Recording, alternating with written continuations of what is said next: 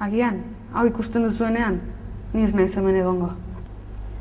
Alex izan zen lehena kontaktatzen. Bere gurasoek, afariko zaborrak, bere etxe aurreko kontenedorera botatzera behartu zuten. Neguko kabotz bat zen. Etzebilen ia inor kalean.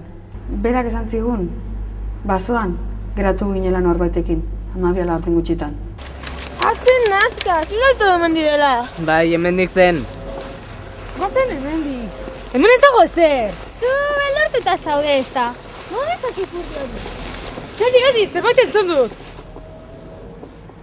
Ni oso beldurturik nengoen. Baina besteak, lasai baino lasaiago zeuden. Kosten, abentura! Baina noragoaz, takoiak apurtu dauzkat. Alex, benetan, guazen, beldurtuta nago. Txarona, ongi Txarona! Baina hau ez da marka? Belgarako basoan gaude. Marka aurkitu dugu eta hemen itxoingo dugu ordua iritsi arte.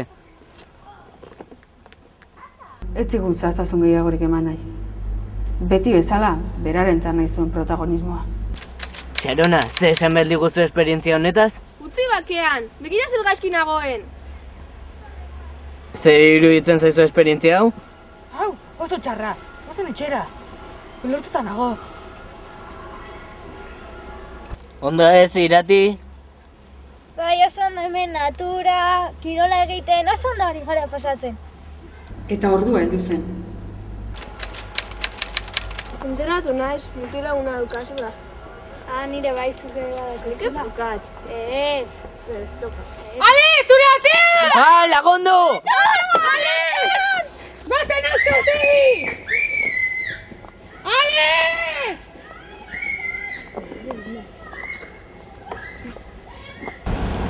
Ordutik aurrera, 12 arte gutxi jotzean, gauza oso arraroa gertatzen dira.